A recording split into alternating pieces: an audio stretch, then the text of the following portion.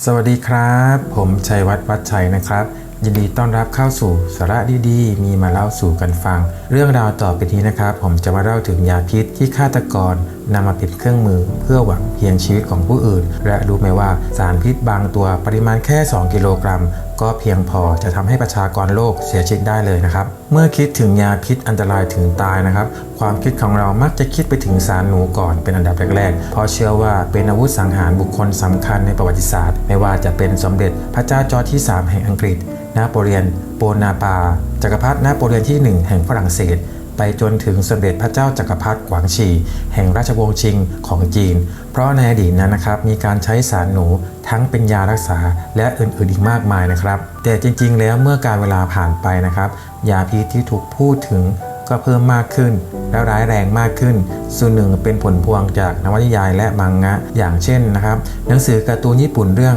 นักสืบจิ๋วโคนันก็มีการพูดถึงยาพิษไร้สีไร้กลิ่นอย่างเช่นไซยาไนด์อีกด้วยนะครับหรือแม้แต่หนังสือชื่อ A Taste of Poison รสชาติแห่งยาพิษซึ่งเผยแพร่เมื่อปี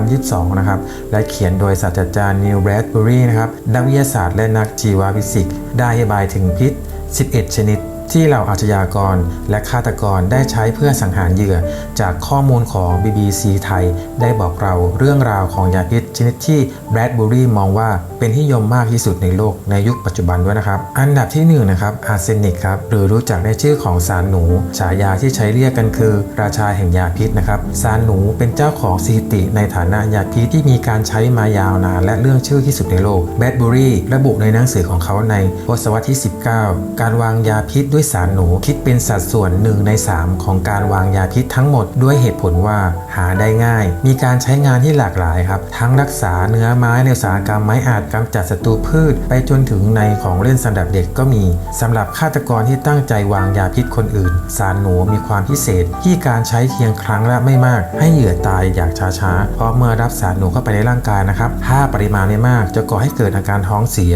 เป็นไข้อาหารเป็นพิษอาเจียนและเจ็บท้องครับส่วนการได้รับสารหนูในปริมาณเล็กน้อยติดต่อกันเวลานานๆนะครับเช่นการบริโภคอาหารหรือน้ำที่ปนเปื้อนจะส่งผลเรื้อรังและอาจเป็นอันตรายต่อสุขภาพอย่างรุนแรงได้นะครับจนกระทั่งอวัยวะล้มเหลวจนการรักษาผู้ที่รับสารหนูนั้นนะครับสามารถทำได้นะครับอาทิเช่นให้ดื่มน้ำมากๆเพื่อให้พิษเจือจางนะครับหากได้รับสารหนูจากการดื่มหรือการรับประทานแบรดเบอรีนะครับยังระบุต่อหนังสือว่าสารหนูนั้นนะครับพบได้ตามธรรมชาตินะครับบางครั้งก็ปนเปื้อนในน้ำบาดาลมนุษย์ยังฉีดสารหนูเข้าไปในไก่นะครับเพื่อให้ไก่ดูอวบแล้วก็เนื้อสีชมพูนะครับอย่างไรก็ตามนะครับการกระทำเช่นนี้หยุดมานานตั้งแต่ปี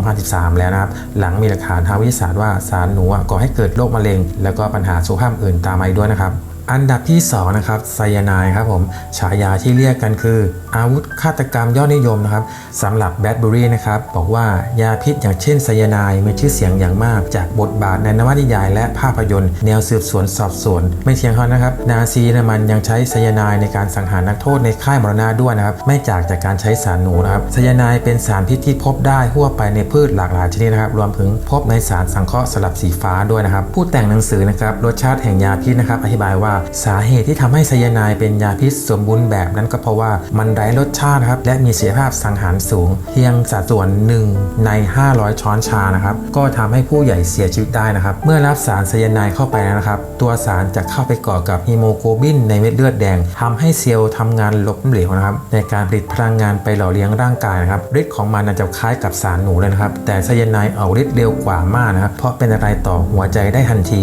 อาการเริ่มแรกนะครับคือจะเริ่มปวดหัวอย่างรุนแรงนะครับมีการคลื่นไส้อาเจียนตามด้วยอาการหมดสติเข้าขั้นโคม่าและหัวใจหยุดเต้นจนเสียชีวิตนะครับส่วนยาแก้พิษไซยาไนด์มีเช่นกันนะครับแต่ต้องได้รับแพทย์จะในทันทีที่ได้รับสารไซยาไนด์นะครับกรณีของคนที่รับสารไซยาไนด์โดยไม่ตั้งใจ 95% ล้วนนำไปสู่การเสียชีวิตเกือบทั้งหมดนะครับอันดับที่3นะครับสติกนินครับฉายาที่เรียกกันคือยาพิษที่ชั่วร้ายนะครับแบรดเบอรีนะครับเรียกสติกนินว่ายาพิษที่ชั่วร้ายที่สุดนะครับส ติ๊กนินเป็นสารกลุ่มอัลคาลอยด์นะครับเริ่มใช้กันเพื่อฆ่าหนูในหมู่พ่อค้าแม่ค้านะครับแต่เมื่อฤทธิ์การสังหารของมันเริ่มเป็นการพูดถึงนะครับการใช้เป็นอาวุธสังหารก็ตามมานะครับสติ๊กนินทรมานเหยื่อทำให้กล้ามเนื้อกระตุกชักอย่างเจ็บปวดเลยครับหลังจากได้รับสารพิษตัวนี้เข้าไปนะครับกล้ามเนื้อจะเริ่มกระตุกแรงขึ้นเรื่อยๆนะครับกล้ามเนื้อบนใบหน้าบีบอัดจนเหมือนยิ้มอย่างเจ็บปวดเลยนะครับส่วนกล้ามเนื้อหลังซึ่งแข็งแกร่งกว่ากล้ามเนื้อหน้าท้องนะครับจะบีบรัดจนตัวขดเป็นรูปตัวยูกระบังลมไม่ทำงานนะครับความตายก็จะมาถึงนะครับเหยื่อที่ได้รับยาพิษนี้เข้าไปนะครับยิ่งทรมานมากขึ้นเพราะพวกเขาจะรับรู้ถึงการหายใจเข้าออกได้อย่างแจ่มชัดเลยนะครับเหมือนประสาทสัมผัสแหลมคมมากขึ้นนั่นหมายความว่าพวกเขาจะรับรู้อย่างชัดเจนว่าความตายกำลังจะมาถึงและที่สำคัญไม่มียาแก้พิษสารพิษตัวนี้นะครับมีแต่เพียงช่วยบรรเทาได้เพียงยาคลายกล้ามเนื้ออย่างเช่นยาแวเลียมนะครับคุณสมบัติของยาจะช่วยลดการชักกระตุกซึ่งหากไม่ได้รับยาตัวนี้ก็แทบไร้หนทางช่วยเหลือเช่นกันครับผมอันดับที่4นะครับโพลิเนียมครับฉายาที่เรียกคือตัวสังหารสายลับรัสเซียนะครับปกติโพลิเนียม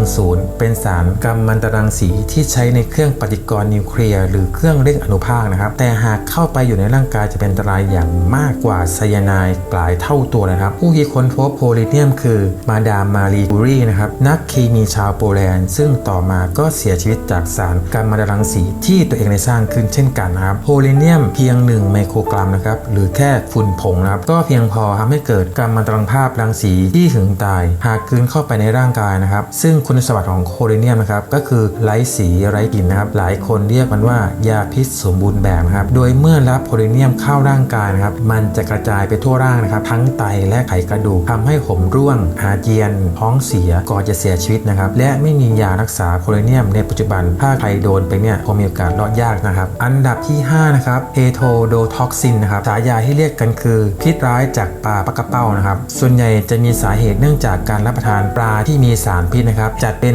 สารพิษจากสัตว์ทะเลที่สำคัญ1ใน3ชนิดที่จัดว่าเป็นอันตรายมากต่อสุขภาพโดยส่วนใหญ่จะพบได้ในแถบเอเชียตะวันออกเฉียงใต้นะครับซึ่งก็จะรวมประเทศไทยด้วยนะครับส่วนใหญ่จะมีสาเหตุเนื่องมาจากการรับประทานปลานะครับที่มีสารพิษดังกล่าวอยู่โดยเฉพาะอย่างยิ่งปลาปักกระเป้าหมึกสายวงน้ำเงินปลาดาวและปลาอีกหลายชนิดอาการเริ่มแรกนะครับอาการจะไม่รุนแรงคือริมฝีปากและลิ้นจะเริ่มรู้สึกเหมือนมีเข็มแทงเบาๆนะครับมีอาการชานะครับตามมาด้วยอาการชาแบบเดียวกันที่หน้านะครับแล้วก็มือเหงื่อออกอย่างรุนแรงนะครับจากนั้นคุณจะทานอะไรไม่ได้นะครับร่างกายเริ่มชักกระตุกร่างกายเริ่มไม่ทำงานอย่างช้าๆจนเหมือนเป็นอัมพาตนะครับและเสียชีวิตหลังเกิดอาการได้ราว6 ชั่วโมงนะครับและคนเขียนหนังสือนะครับยังระบุต่อไปว่าไม่มียาแก้พิษเช่นกันครับอันดับที่6นะครับโบทูนัมท็อกซินนะครับฉายาที่เรียกกันคือความงามกับความตายนะครับคุ้นๆไหมครับตัวนี้ความงามในโบท็อกนะครับที่อาจถึงตายได้นะครับสิ่งที่เหล่าคนดังฉีดเข้าไปบนใบหน้านะครับเพื่อเสริมความงามนะครับที่เรียกว่า